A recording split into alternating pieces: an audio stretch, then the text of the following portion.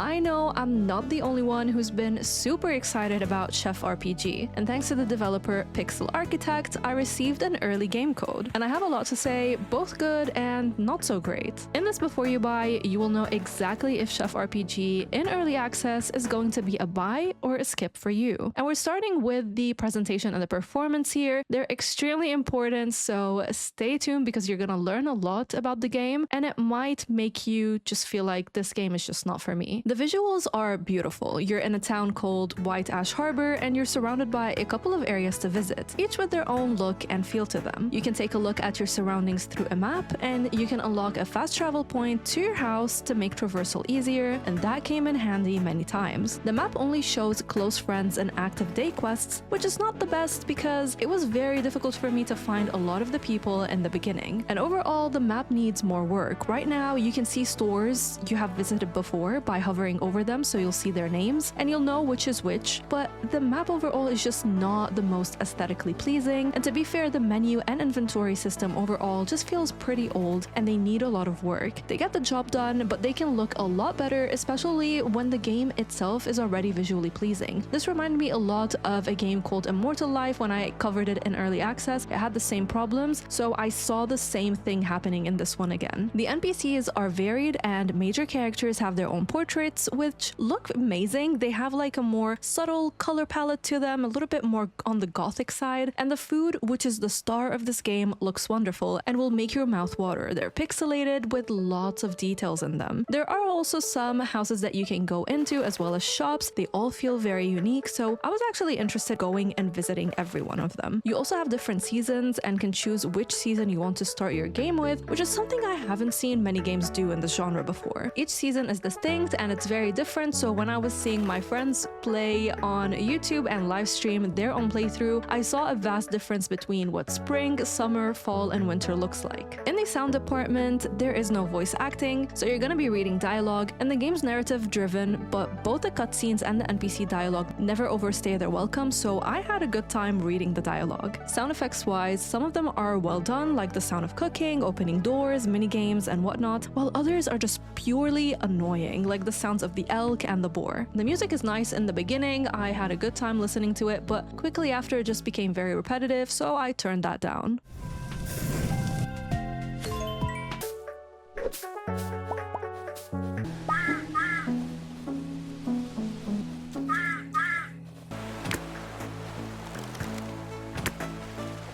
And moving to performance, which is one of the many reasons why I gave up on this game. Chef RPG is in early access, and with that, bugs are to be expected. But the amount of bugs that I ran into in this game were just a little bit too much, and I'm someone who loves early access games. I sit through bugs, I'm okay with them. This was just a little bit too much for me. And you know, it's actually to the point that I was planning to make a I played 30 days of Chef RPG video for you. I just gave up on that video. So let's talk about the problems. First, you play this game right now with mouse and keyboard. Controller support will be available later on, and the commands in the game are irresponsive most of the time. So you'll click something, and whether you're trying to forage or talk to NPCs, you're just gonna see yourself moving countless of times to get the prompts to appear, or you're gonna have to switch your tools over and over again to forage. And not only that, but even decorating is gonna force you to put stuff in storage and then pick them up back again. So even when you're trying to just make minor adjustments to a restaurant, instead of you just moving things around, you have to put them in your storage and pick them back up again. And these things, when they happen repeatedly, it becomes very tedious. And then even when I was doing quests, the game would just stop letting me interact with stuff, so I would have to either go to sleep or exit a building or the game entirely to make it work again. Or the worst part, it was trying to complete a main quest and the NPC just froze in place, that they just wouldn't do what they're supposed to, and that meant that I had to repeat the last 30 minutes. Usually I'm okay with repeating things,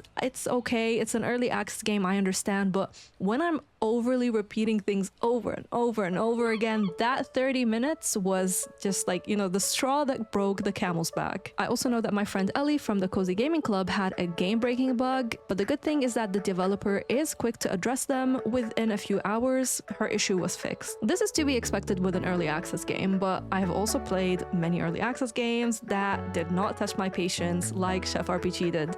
And the problem isn't just with the bugs, it's also the gameplay. But before we get into that, let's quickly talk about the spoiler-free story. Basically, this is a story-driven cozy RPG, so the plot is important. The story is pretty ambiguous because you start by moving to a new town and you're opening a restaurant that someone has left for you. And as you play, the days will progress and you're gonna be sent through flashbacks and sometimes kind of like dreams where you're gonna play through them to understand a bit more about your character and their backstory. The story is pretty interesting, it's intriguing. You have 3 big acts available already, so that's about 20 hours of content, and they're also interesting NPCs to meet, so there's a lot of potential here. But again, the problem was with the gameplay. And before we get into that, hello you gorgeous human being, it's Miss Bubbles. As you can see, we have a totally new setup right now. I've moved and I'm so excited. I'm gonna be sharing a lot more about the setup soon, so make sure that you are subscribed and also squish that subscribe and like button if you don't want to miss out on the latest and greatest of cozy games and RPGs. So moving to the gameplay loop itself, you start by choosing the season you want, you customize your character with a few options available, and then the RPG elements start to shine because you have a few skill points to dedicate to endurance, cooking, gathering, and social. Once you move to White Ash Harbor, you get access to your apartment, and your restaurant is called La Sequoia. You can't rename the restaurant, but you can change your character's name. The story is about you starting a new life and running a successful business. And if you're like me and you love games like Diner Dash and Dave the Diver, there's enough restaurant management to keep you entertained a bit, but soon after, you're gonna feel like things are getting a little bit too repetitive. So I'm gonna explain more about that. Now, restaurant management wise, you can change the type of restaurant you want to run. You can have a pub or a restaurant or a tea house and more, and that means that your menu is gonna change as well as what the customers are usually going to order. You can hire waiters and chefs to help you, and they have their own strengths and weaknesses, while others will have just neutral traits, so you won't have to worry about them having anything difficult to manage. So for example, some of them might be very fast, but that means that they're gonna serve quickly, but also their stamina is gonna drop at a quicker rate. So as you prep to open your restaurant, you can choose your menu, you can place ingredients you forged in the fridge so you can access them, and you can decorate. You can buy decoration items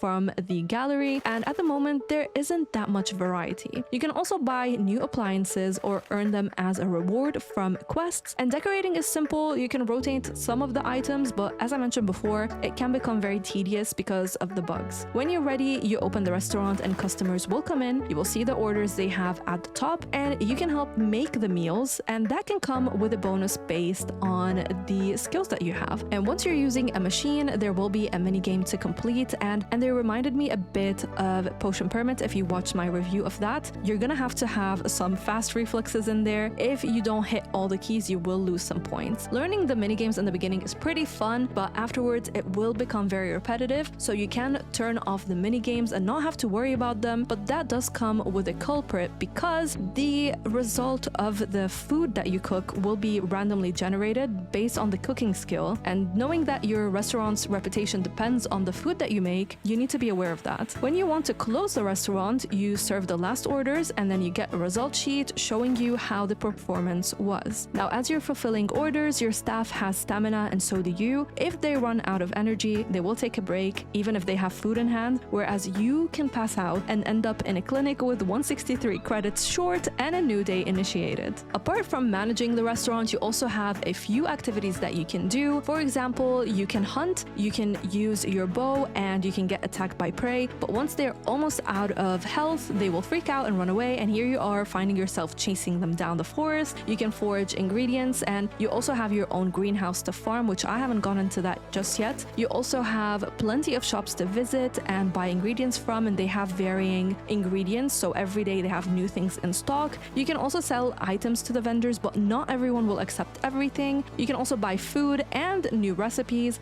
as well as get notice board quests, which are available one day at a time. Some of these quests will tell you the rewards straight away, while others have a randomized one. You can also fish, which is very tedious. I'm a massive fan of fishing in games, but in this one, it's just really clunky and weird. Basically, you throw in the line. Once the fish bites, you click your mouse, and the goal is to keep the fish inside the circle. But the activity just wasn't fun at all, and it just felt very clunky. I believe you can also mine because I saw a drill at one of the vendors, but I haven't reached mining yet. And you also have romanceable NPCs that you can get to know, and the developer has plans to further progress relationships as the early access progresses. Activities will drain your stamina, but there are lots of snacks to buy to keep you energized. You can also level up and choose which skills to progress. This is where the RPG elements will shine, and you can unlock new abilities, like you want to have more stamina and HP, or maybe you want to gain more relationship points, or have an ability to learn new recipes every time you read a book at the library. NPCs have different likes, dislikes, occupations, birthdays, and more that you can learn by interacting with them.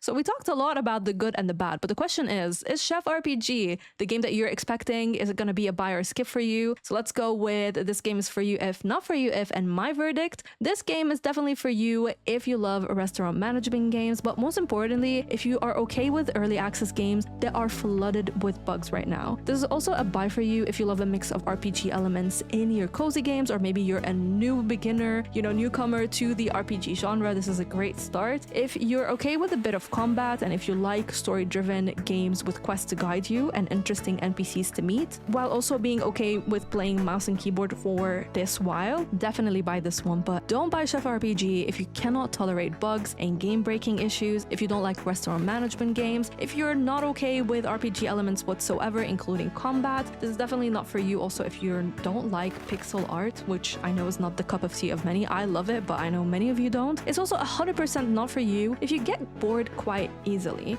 Talking about all of these activities that you can do, they're pretty limited. Like, the amount of ingredients you can get is pretty limited. The amount of animals you can hunt is pretty limited. So the gameplay loop is not that much engaging right now. As for me, I'm actually disappointed by this game so far. I know it's an early access and that's okay, but I have played so many early access games in my time that a lot of them have hooked me a lot more than Chef RPG has. And I've been waiting for this game for 2 years now. This was definitely a disappointment so far. I know that it's gonna get better with time, but the mix of bugs that were just coming at me left, right, and center, just non-stop, made everything unpleasant. And then add to that the gameplay loop that is just so repetitive right now. I just couldn't play more than 10 hours of this game. As I mentioned before, I was planning on making a I played 30 days of Chef RPG video for you. I gave up on that video by day 20. I was done with it. But of course, don't let my experience deter you from it. I know that my friend Kay from Let's Play Kay, Josh from Josh's Gaming Garden, and Ellie from the Cozy Gaming Club, all three of them are having a great time. They enjoyed the game. It's just not the one for me. And for me, usually when I'm playing a game and I start to get anxiety about what kind of problems this game is gonna cause me today, what kind of issue am I gonna run into, gaming is my peace, gaming is my escape and my happiness. When a game is making me anxious, it's just not gonna be the game for me. But enough about me. I want to know if you bought Chef RPG, or are you planning to? What has your experience been with it? I'd love to know. Thank you to my bubbliest patrons and YouTube members who make videos like this possible. A lot of you have joined in and I'm so grateful for you. And a special shout out goes to the Game Dimension, Jake Logan, and Stephanie for going the extra mile. Until next time, stay bubbly.